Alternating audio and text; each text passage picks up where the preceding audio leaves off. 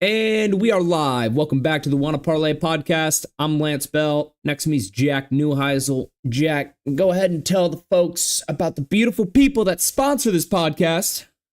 As always, you guessed it right. The Wanna Parlay podcast is in fact brought to you and put together by the good folks of Wanna Parlay, the home of the $2 parlay and the world's richest parlay, where every day people are turning $2 into $2,000. Lance, it's the kind of place that makes the parlay for the American working man, because that's what they are and that's what they care about. We just concluded another great Wanna week, and we have tons of Wanna winners worthy of celebrating today. Right out of the gate, we go through the pick'ems, long legs, aka our girl Viviana. It's officially the last time I'm going to text you to come on this show. I'm just now going to take a respectable distance and watch and respect you from an uncreepy, healthy zone, and we'll go from there. But she wins $700 on a pick 6 and a pick 4, combined winnings of $700. Good to be good. Long legs, still one of our top earners, remains our top female earner on the page.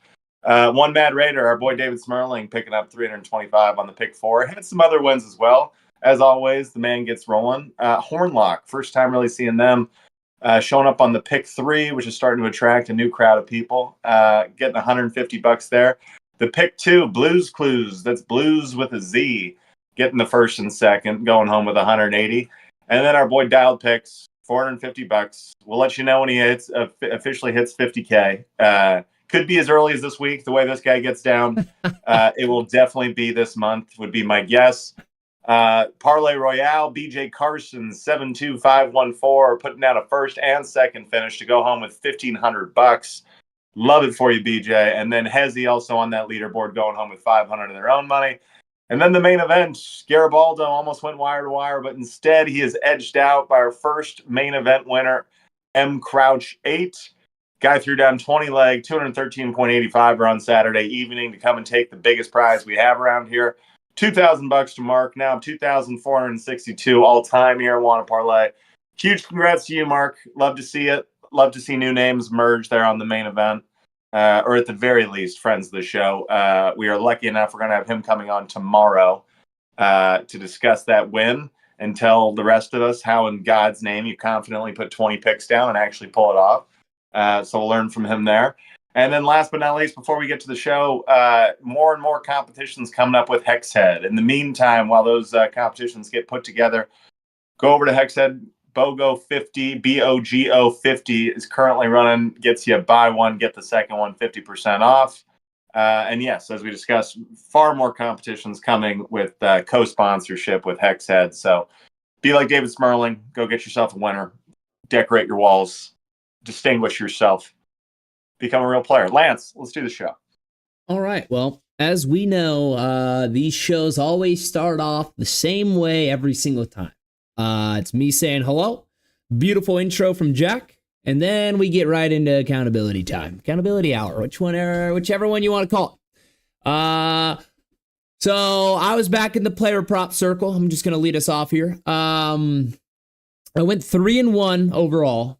But I did state that I'm also, not only just are they parlays, I'm also taking the picks individually. So this is a new strategy I've had, and the guy in the alley wasn't happy coughing up the money last weekend, all right? So, I like this strategy. It's good stuff. It doesn't do you that great on Wanna, I will be honest, so the parlay, but hey, if you're fighting, listen in, tune in. I went 3-1, 0-1 on the parlay. Here we go. Jimmy Butler over 24.5 points and rebounds. This wasn't even close. This one he had, I think, 7 points and 4 rebounds, something. But it was this the night? This is the night Steph pops up for 58, right? Yeah, for 56 so against the Magic. It was as efficient as a 56 as you'll ever see, but it really was everybody deferring to a guy who's just hotter than hell. So this is a tough one to get Jimmy Butler on, because that number should have been easy. And he just ends up having 6 shots on the entire night altogether. And there wasn't a whole lot of rebounding going on because Steph was cash and everything. So tough stuff. 100%. So, when you miss something like that, those ones don't really hurt because it's like, oh, I was just simply wrong. Like, I just had it wrong. That was Steph's night. It's whatever. It's not like it's just tough. But moving on. It wasn't bad luck or bad luck. It just was one of them nights. It's just one of those nights. It's all-time great being great. So moving on, Nikola Jokic. This was the game against the Bucks when I was calling it out. I said the Bucks are long and they're gonna stop a lot of the other players on the Nuggets, but no one in this league can stop Jokic. He's gonna get over that 28.5. Well, he hit 29, so it was a little close, but you can say, was I right? Was I low? Whatever is a winner. Moving on. LaMelo Ball did not play. Embarrassing stuff from your boy. I don't know what happened. He was game time decision. They gave it to me on Wana. It just didn't happen. Moving on. Austin Reeves over 18.5 points. This is a W. This is a common line that I've been seeing that's been hitting often. So when I bet it last night, of course, he gets hurt and it just absolutely shits the bed. I'm still going to be betting it, but that one hurt. 18.5 for Reeves is a great spot. Anywhere in that 20 range. I'd only start getting worrisome when it starts getting north of like 22.5 or 21.5. Then I'm like, maybe slow down. But if he's at 18.5, take those. It's free. Moving on. LeBron over 7.5 rebounds. Like I've been saying, LeBron and Doncic are the rebounders of this team. They're also the playmakers, especially with Austin Reeves out. I'm looking, that'll be tomorrow when we look at those lines. But Lakers, I don't want to say it's easy pickings, but yeah, I mean, it's pretty predictable to see how these games are going because of how great LeBron and Luka are on each in every night. So there's me, 3-1 total, 0-1 in the parlay. Lakers are second seed in the West. Everyone that's watching that was talking shit earlier, you can suck on that, but we'll get to that later. And then Jack, Go ahead. You start with your accountability hour. Yeah, we're gonna get to the Lakers. They're a fun group. Last night was shocking. Did not see him going back to back on the Clips. So fun stuff there. 2-1 for me. Only picked 3 games. Nice little bounce back. Still losing week overall, which I absolutely hate. I hate it, but we're back on the road to recovery, and we're gonna be okay. We're also getting to that point of the season. NBA, I bet we got another couple weeks of it being a little bit up for grabs, trying to figure out exactly who we're getting on each night in, night out. But college hoops is our last week of the regular season, and then we are headed into conference tournaments, and next Sunday will be the selection Sunday. So ramping up quickly there. We should start seeing the cream rise here a little bit. But anyway, all to be discussed. Michigan minus 9.5. This one, I just ran into an absolute buzzsaw of a Rutgers team. They were shooting better than 60% with up until about 8 minutes left in this game. All of a sudden, there's a Rutgers team that has 2 guys that are projected lottery picks that are under 500 on their season. So they're kind of an interesting one to keep eyes on come conference tourney time. A team that, like a Texas, could make a fun run and try to backdoor the tournament here. Definitely have the firepower to do it, just didn't have the season. But yeah. Ends up Michigan has to shut them down. Rutgers ends up going cold in the last 8 minutes. Michigan wins on a buzzer beater, so we don't cover the number, but still got a good game out of it. A little bit like your Jimmy Butler bet, where it's like I was wrong from get-go, but still a fun game to watch. And I clean up and get on the positive side of money with the others. Sac State plus 8.5. They lose by 6. It was sweaty to begin with, but came back and made it interesting and covered my number. I am still undefeated in Big Sky hoops, people. It's the one thing I'm proud of this entire year. I'm undefeated in Big Sky basketball. And then LMU plus 12.5. They lose by 3. Pretty easy money. We're hanging in competitive that whole game against St. Mary's. That was a flyer bet. That was a trust in the numbers. Get the hell away from myself. Let someone else make a decision. And there you go. And then we'll see if we get Tone on later on the show. He's supposed to be our new regular, but we'll see if we get him on the back end. Mondays are the fast show. But Tone goes 11-6, was cooking. If you guys remember at the end of last show, that guy rattled off 18 picks in all of 40 seconds. I was trying to keep up with him, but holy shit. So if you clocked him and you tailed him, you made money. And under 28.5. I believe he was ejected this night too, so no sweat at all. Won that bet early in the third quarter. Luka over 26.5. That one loses, excuse me. Only had 21. Rui over 14.5. Also a tough night for Rui. I think like 2 of 6 from the field. That one also loses. Now he starts to heat up. Gets both his Jackson Hayes bets across the finish line. Jackson Hayes over in points, 6.5, and Jackson Hayes over PAR, 12.5. Both easy money when he has 10 points. Luka PAR 42.5. Didn't have the points. Almost backdoored with his assists and rebounds, but not enough points to cover that bad boy. And under 3.5 threes, cash. The Laker boys and their overs on threes. Reeves over 2.5 and Rui over 1.5. Both lose, but then he cleans up down the stretch here. Zion over 24.5, easy. Nick Richards over 7.5 points. LeBron over 7.5 boards. He tailed you, Lance. Phoenix over first half, 114.5. He lost the overall under there. It stayed over the entire way through. LeBron over half a steal. Lakers -6.5 covers at the very end after a little bit of sweat. And the Orlando game over 211.5. That one ended up being like 230. So overall, good week from Tone. Good week for the boys. 3 guys turning in winning scorecards there. Podcast is heating up. Yep, that's for damn sure. And there's a KG Lil Joe's in the chat. And he comes out and says Michigan is overrated. Jack, I want to hear your thoughts because this is something you know. You know this. So at the tail end of the show, KG and I went a little back and forth there on that Michigan game because he was all over that under. And I liked the logic of it. Michigan was coming off a Nebraska game. They had to eke out against kind of a middle of the pack, fun but middle of the pack Nebraska team in the 40s. So, and that's when I kind of brought up Lance, and speaking to you as well, KG. I think Michigan is a guy short right now, and I'm hoping that buzzer beater from our dude that wasn't Wolf or Golden ends up kind of jumpstarting us. But yeah, I worry about Michigan, and I do worry about a lot of these Big Ten teams when I start looking at the top end of the SEC. When I watch Auburn, Alabama, A&M, Florida, those guys roll. I don't see quite the matchups. Now, there's always this, wait and see mode. We'll get into March and see how this thing all plays out. Yeah. But some of the athleticism going on when I watch Auburn, Florida, Alabama play, we're not quite close there at Michigan. Wow, interesting. So this little dynamic that's gone on in college sports, I mean, for the longest time, SEC is the football conference, just absolute powerhouses down there. Now it's kind of transition. We got the Big Ten, showing out. They've won it 2 years in a row. And in basketball now, I mean, I guess I didn't know that much, but I always thought the Big Ten was pretty decent at basketball. Like in the past, like they were like, talk to me. You know more than me, so tell me. Well, yeah, it's interesting because I think it's always just going through these waves of like if you're looking at any kind of just bar graph, right, where you're just kind of trending up and down constantly. Because I think you get these major swings of job openings. The SEC was down a few years ago, and all of a sudden they bring in, and now without question, probably the best top to bottom coached conference as compared to everybody else.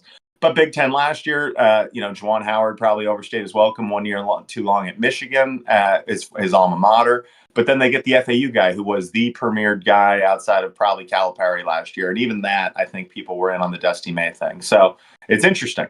And now, a bunch of these great coaches have flocked to the SEC, and you get a couple different ways of doing it in the SEC right now. I mean, the difference between Kentucky and Oklahoma as compared to Auburn and Florida is night and day, but you still got a bunch of teams really playing good basketball. Ole Miss is another one, super well coached, playing really good basketball. Former Texas guy they brought over with him right there.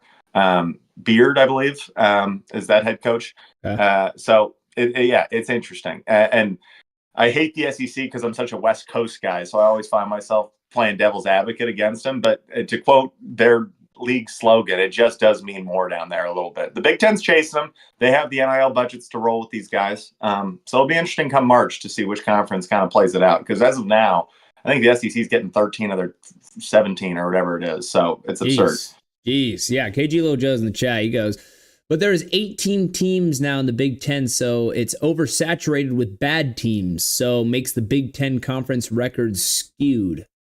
Interesting. And you still have, and as far as basketball goes, which is why it's going to be interesting to head to March, the travel schedules are ridiculous. For the most part, not as bad to the incumbent Big Ten teams. You have to take, 2 West Coast trips this year, right? You got to go play Washington, Oregon.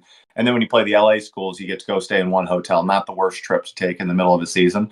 But if you're UCLA, USC, or one of the Washington or Oregon, you've been spending this whole season on 5-hour flights and hanging out in East Coast hotels and bouncing around the country. So it's been a weird season for 4 of your 18 Big Ten teams right there, and a weird season altogether as it's the first year they're doing this. SEC, okay, you added Texas and Oklahoma. I mean, that's still a 1-hour flight for your LSUs, Arkansas, Missouris of the world. So it didn't really add too much as far as the travel schedule went.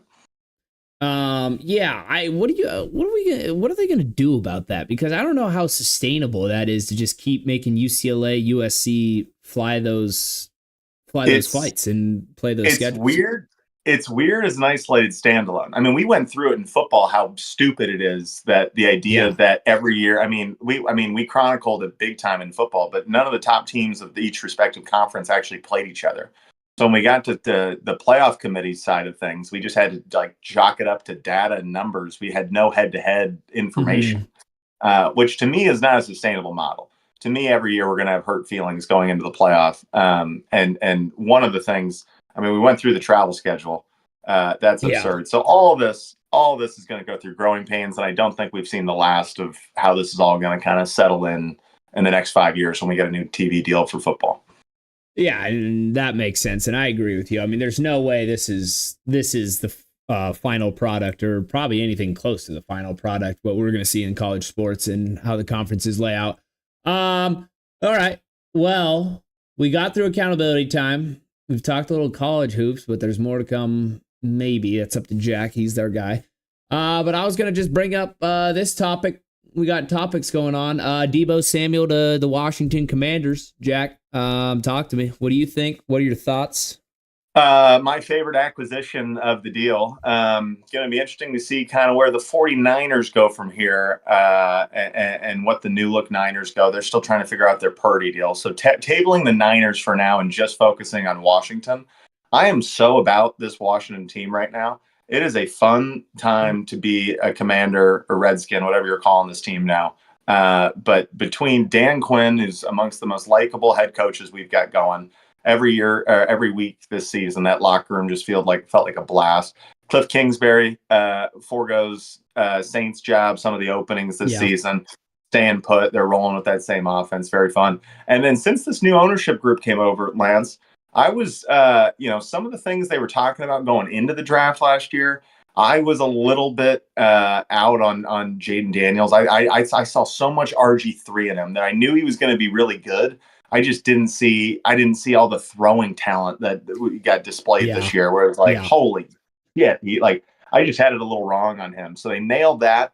And then, Lance, article that came out at the end of the season, they went through and ranked the production of every single rookie class and who performed the best in the 2024 draft. And far and away was voted on by league GMs and writers that Washington knocked it out of the park last year and were far and away the number one draft class of last year's team. They get Jaden Daniels, the rookie of the year, obviously, sets multiple rookie records, baller year.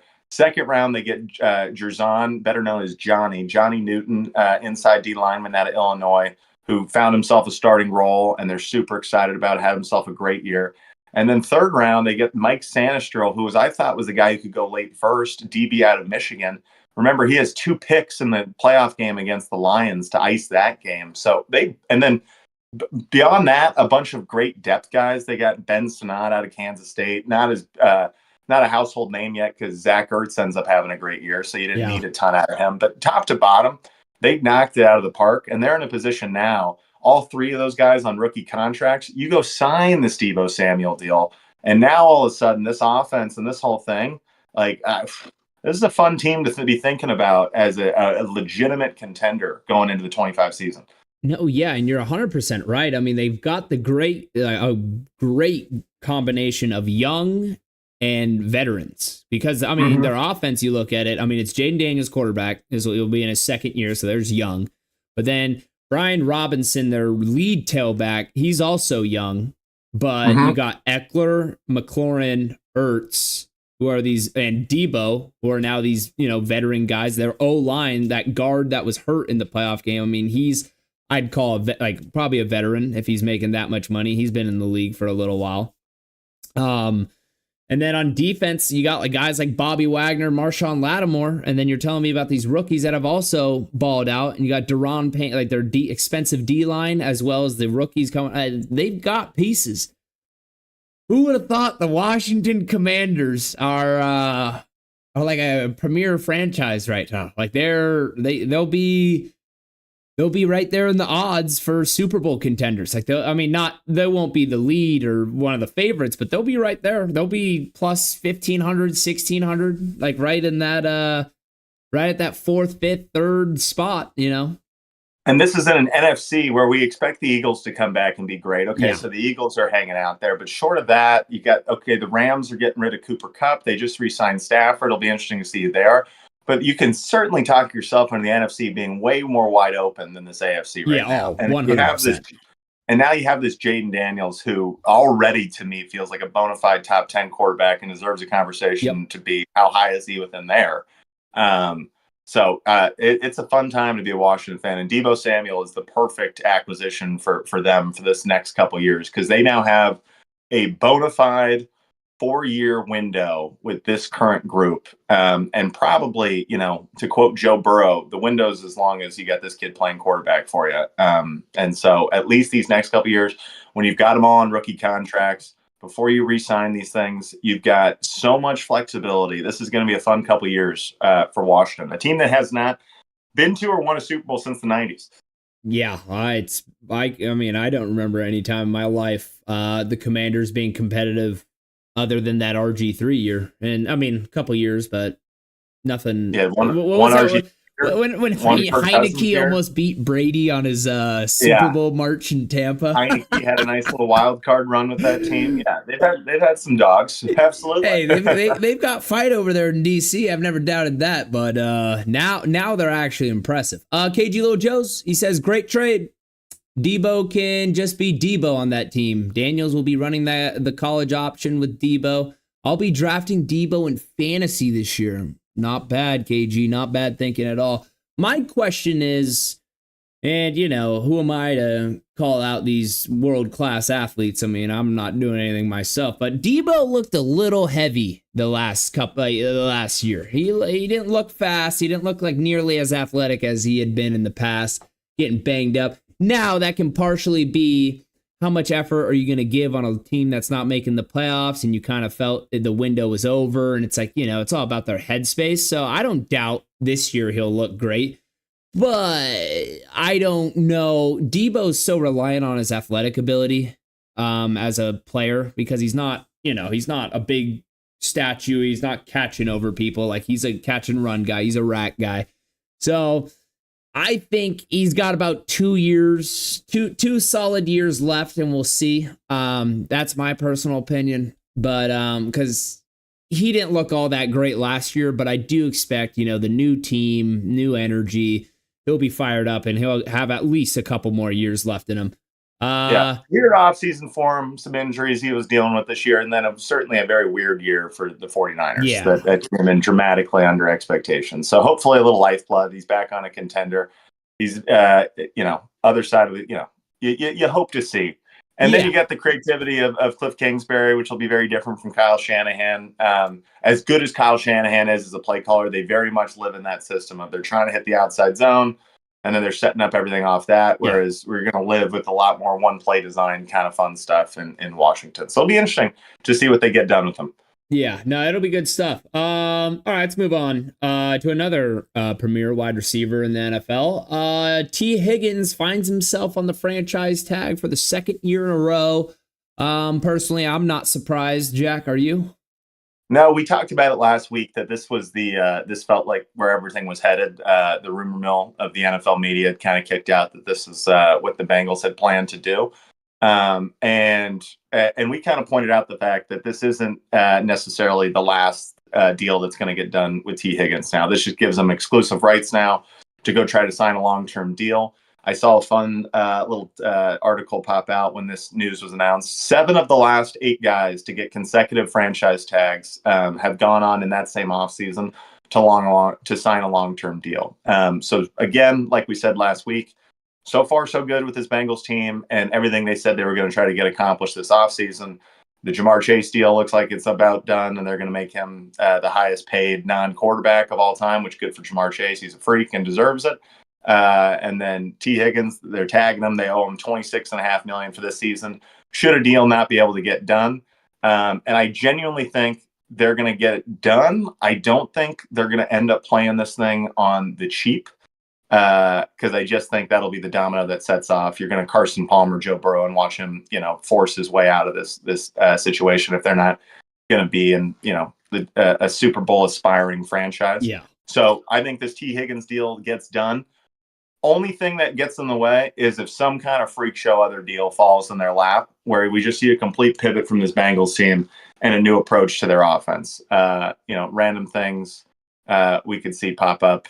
Cooper Kupp's going to be hanging out on the open market. That's kind of an interesting piece you could pair opposite Jamar Chase. A guy like a Tyler Warren in this draft, who's a freak out of Penn State. All of a sudden, the Bengals are drafting there in the late teens. All of a sudden, he's hanging around there at 14. Do you move up and get him? And this whole thing looks different. So it'll be interesting to see how this whole thing plays out. But as of now, Bengals doing all the right stuff. Yeah, I agree. And that Tyler Warren call, dude, I have high expectations for that player after seeing him the times I did. I mean, in person, I've seen him at the SC game and then the Big Ten championship where I got this hat. The guy is a freak. The guy was a freak on the field, and you could easily tell who Tyler, number 44 was a clear NFL athlete on the football field every time he was there. The size is something that's hard to see on the TV copy.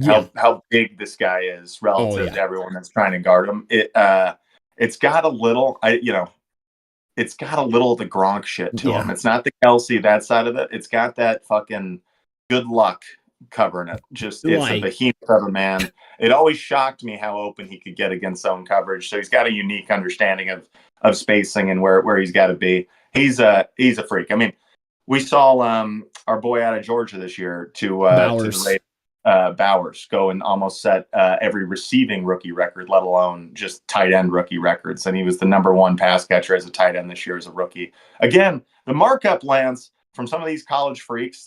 I took so much heat forever ago on this, but there's some of these, like that LSU team, first the worst NFL team we've ever seen. I'm just saying the markup isn't that far from some of these college guys to some of these NFL teams. When you can walk in with 3 months of an off season and just go in and be an all-pro in your rookie year, I'm just telling you, we got some freaks here, some rookie difference makers. People can really change. We just got done talking about Washington. That was a team that was 4-13 last year that went 12-5 on the back of their rookie quarterback. So you can change your stars quickly here. No, 100%. I mean, the Commanders have been a joke for a minute, especially because of the whole name change. And not only do they actually didn't have an identity, but they didn't have a quarterback. They're rotating people in and out. Like, they were a problem. They get one draft pick right with Jaden Daniels. And now, I mean, for the next 10 years, the Commanders will be legit because of how good that kid is. So it's that easy. It's that easy, NFL teams. Just get it together. Just, get a top 2 pick and pick the good one. All right. Other topics we got. The Eagles cut Darius Slay.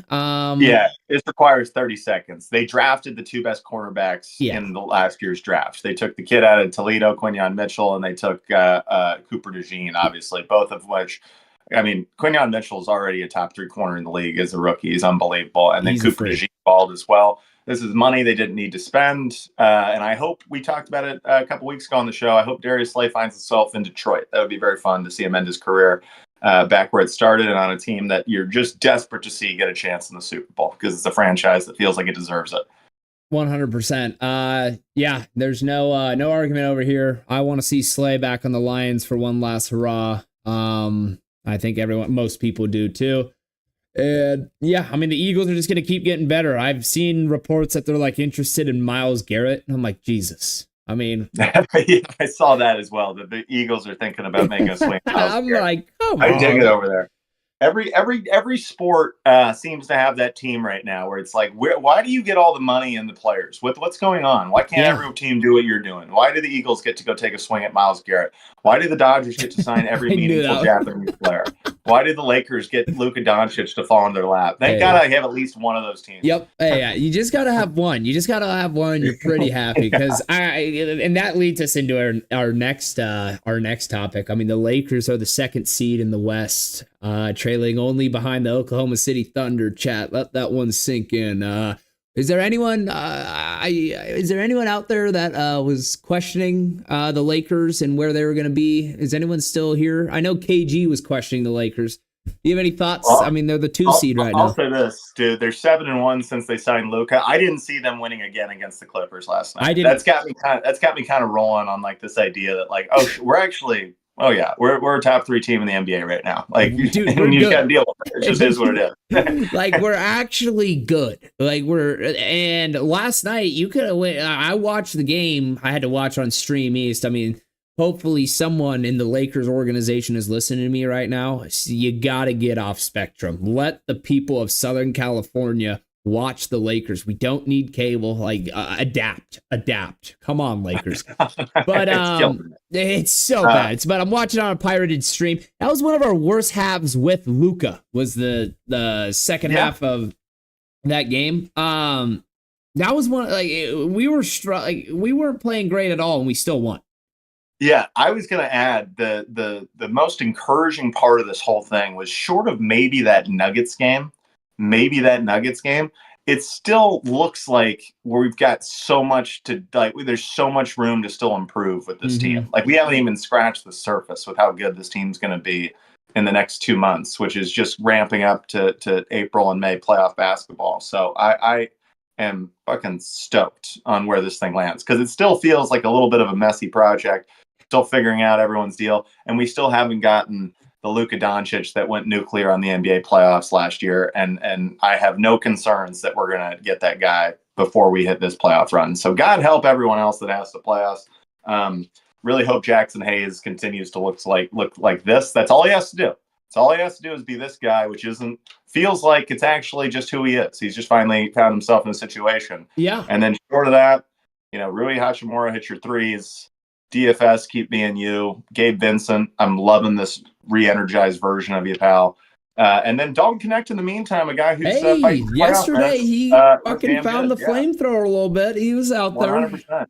And I will say, our bench unit has, on nights we've needed him to carry us, have absolutely done so. You go back to that T-Wolves win on Thursday, I think all of our starters had a negative plus minus, and our bench just went nuclear, and that's how we go off and rip that game off. So we're doing it in a lot of different ways. JJ Redick deserves a ton of credit, but this Lakers team is a bona fide contender. It's not a circus act. It's a bona fide fucking contender. 100%.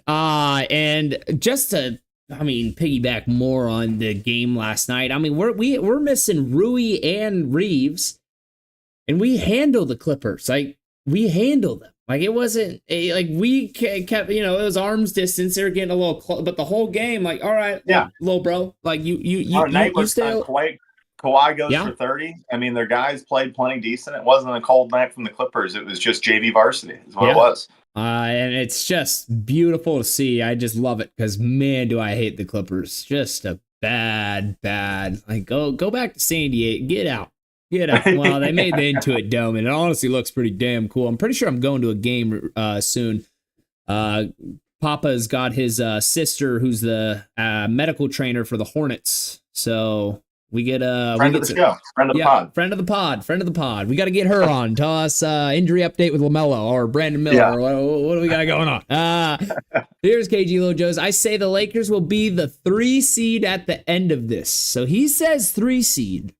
That's what we said. We said they'd comfortably be hanging right there at the 3 seed, possibly 4 seed, and comfortable with all that stuff. Frankly, if we linger and hang here at the 2 seed, which I now kind of see that, actually, because they've gone back to back on the Clippers with guys out. I just don't see us losing a lot. We're good. So, we are damn good.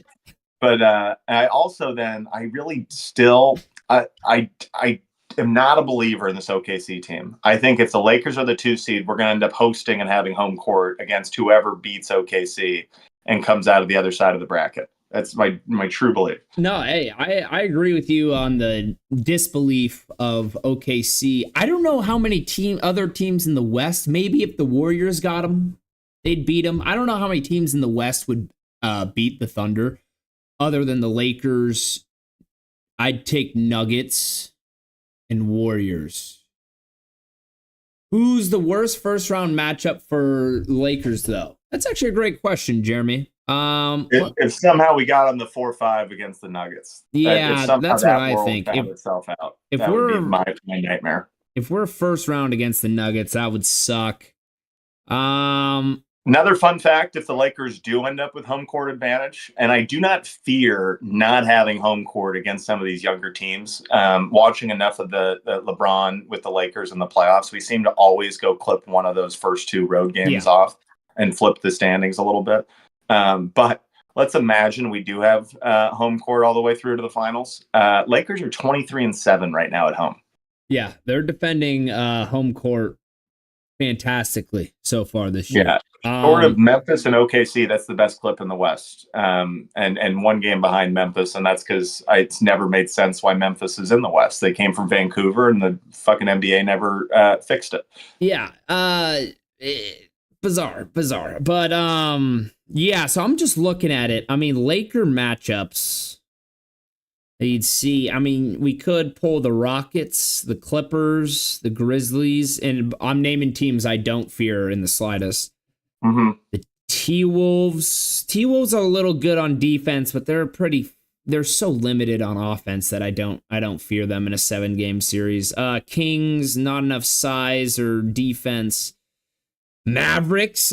The Mavericks is the tricky one because we haven't seen them yet. Full healthy, and this is the best and most impressed I've been with Kyrie Irving in his career, as like a guy on his the one on his team. We talked about fucking just being a pro.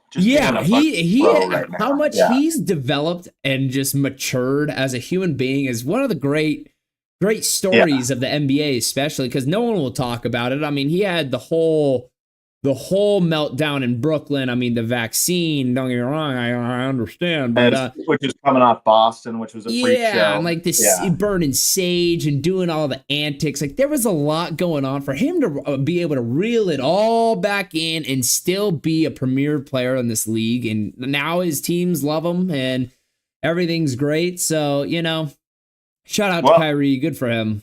Can we let that transition straight into our picks? Because I got Dallas rolling tonight. Yeah, I'm down. Let's go right into the picks. You lead us off. So just staying right on that note, my one NBA pick I got rolling tonight is Dallas plus 1.5 versus Sacramento. I got Dallas getting points versus Sacramento team that does not have Sabonis going tonight. And obviously Dallas is down just about everybody. I think PJ Williams is also out tonight. So it's Jason Kidd and Kyrie Irving doing their best to dig it out of the dirt. But so far, they have done remarkably well bridging this Anthony Davis gap and staying around the playoff picture. And I agree with you, Lance. When Anthony Davis comes back and they're all the way healthy, they are a extremely, extremely tough out. I don't think they're getting nearly enough. Obviously, the headline is how the fuck could you lose Luka? But the new look Mavs is still very difficult out. 100%. They're still a real team. I mean, you look at top to bottom, you go Kyrie, Clay, PJ Washington, and then AD, Gafford. You have a lot of combination. There's guys on the bench, obviously, I'm missing. I'm not that, the Mavericks, but they're going to be interesting, 100%. Keep going with your picks. I interrupted you. Well, so I'm just saying, I see Dallas right there. They're not going to let this thing get out of hand, or they're going to have to do something, miraculous to close out the season to be in the playoff picture. I think they're going to hang around and be all right and end up being. Well, remember the Suns. The Suns are the 11th seed, and they're now 4 games back from the 10th seed. We know our 10 in the West for the most part. So even the 10, though, I don't see them in a scenario where they got to come in and go 3 in a row or whatever it would take to get out of the play-in as the 10 seed. So I think they're going to be fine. And this is a game. Sacramento, I believe, is 2 games out in front of them right now. They're in that 9 or 8 seed. Mm-hmm. Yep. So massive game for both teams, but Dallas at home getting points here. I expect Kyrie to have a big night. So I'll be looking for Kyrie overs. Kept it simple for tonight's show, just taking Dallas plus 1.5. And then 2 college basketball picks. Kansas plus 9.5 at Houston. I'm going 2-unit bet on that bad boy. Kansas has been in a little bit lost in the desert, trying to find themselves. The last time they played Houston, it was in Kansas, which is a hell of a swing, but they did play into 2 overtimes. And 9.5 is a ton for a Kansas team that's got a bunch of guys and had preseason aspirations to be a contender. So love Kansas tonight. And if you needed something that wasn't me telling you that, all the public is on Houston and quite a bit of the money is on Kansas. So it's a good spot to be on Kansas tonight. And if I like Kansas and you like kind of taking that big spread because you think this game's going to play itself a little closer, Then chase me on the 1 unit under of this game, 132.5. Kansas's only chance in this game is to make everything happen in the half court. The second you let Houston get out and transition on you and you let this game get sped up, you're going to get beat by 25. So last time this game went to triple overtime, or double overtime, excuse me. So the numbers get way inflated. We end up with a line here we shouldn't have. Love me the under tonight. Going 2 units on the spread, 1 unit on the over-under. And then another college basketball game. I'm still batting 1,000 in Big Sky basketball. I'm putting it all on the line again. Weber State plus 8.5 at home versus Northern Colorado. Northern Colorado is the second best team in this conference. It's been a down year for Weber, but it is always tough to go into any Utah environment and win. 8.5 is a ton for Weber State. I'm hanging on there. So those are the 4 picks. You got Kansas plus 9.5. That's my biggie.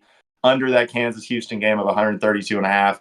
Weber State plus 8.5 versus Northern Colorado at home, and then Dallas at home versus Sacramento plus 1.5. I like it. So Weber State is in Utah? Weber State's in Utah. So right there in Salt Lake City, you're going to find just kind of hanging out. You got Utah's obviously in Salt Lake City. You got Provo, which is right down the road. There's your BYU. You got Logan, where Utah State is. And then you have Ogden, where Weber State is. All kind of in the same suburbs of Salt Lake City. That makes sense. I didn't know that. I always wondered Weber State because that's where Lillard went, right? That's where Dame went. It's also knocked me out of the playoffs in 2019. Go Grizz! Shitty night. Brutal stuff. All right, well, sweet. I'll be. I really like the under and the Kansas, those two, and as well as the Dallas. Obviously, I don't know anything about Weber State. All right, let's go into my picks. So I know I've been doing props recently, but I'm going away from the props for tonight because I didn't love the matchups I was getting. There's a lot of like weird injuries and stuff. I didn't like it. So I like Rockets plus 11.5 at OKC. I mean, these guys are the two. There's 3 of them, but the young teams in the West that are doing really well. I expect them to keep it close. I was looking at injuries. There's nothing to be scared of. There are a couple game time decisions for the Rockets, but no, I believe. It's going to be a close game. They're going to fight. Rockets been dropping some recently, especially in the standings. So, I think they keep it competitive. Moving on. Heat minus 7.5 versus the Wizards. I know the Wizards kind of been playing a little basketball. They got their new veterans, and I hear people telling me they're bridging the young kids or whatever. When I saw Jordan Poole was out tonight and it's at Miami, I'm like, the Wizards ain't doing anything on the road. I expect them to get throttled. So give me the Heat minus 7.5. And then I'm going NHL. I'm taking, the game started 15 minutes ago. Well, if you can get in live, the Capitals, I'm taking Ovechkin, those guys over the Senators. I saw that Logan Thomas name. He's starting a net. And it just made me love it. So we'll be joining you guys and trying to go get live. There's KG Lil Joe's. Portland is a lock tonight against Philly. Take the 2.5.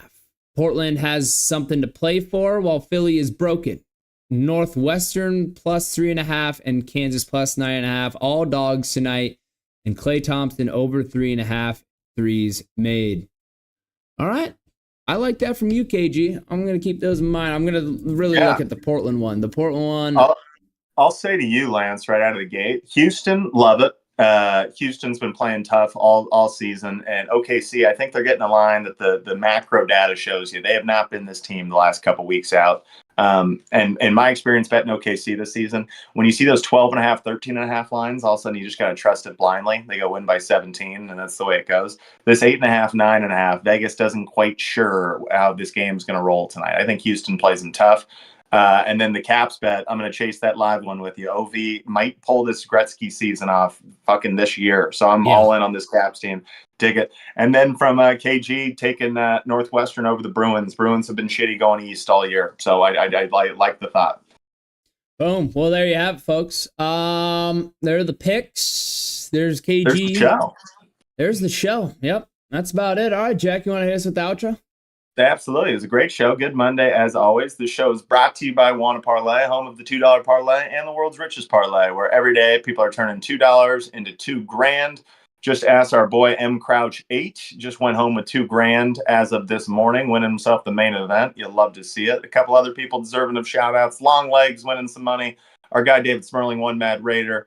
Hornlock, Blues Clues, Dial Picks, of course. We're on 50K watch for that guy. We'll keep you guys posted. And then BJ Carson throwing it down in the Parlay Royale, as well as Hezzy making some money out of the Parlay Royale. So big time week for a ton of people. Reminder to you guys all that we're doing more and more stuff with Hexhead, hopefully in the near future. In the meantime, if you want some gear and you can't wait on those contests, head over to Hexhead and put in promo code BOGO50. We're buying, it'll get you 50% off your second purchase over there. We'll be back at the same time tomorrow, running the same show, celebrating more WANA winners, talking a little bit more college and NBA hoops, a little hockey, a little baseball, a little bit of it all. Having fun. So same time tomorrow. Yep. Lanny. Hey, KG, Jeremy, appreciate you guys showing out. As for everyone else that joined today's show, we appreciate you always. We'll be back tomorrow, like Jack said, same time, 3 p.m. Pacific, 6 p.m. Eastern. We'll be here. And yeah, that's about all. Until next time. See ya. Peace.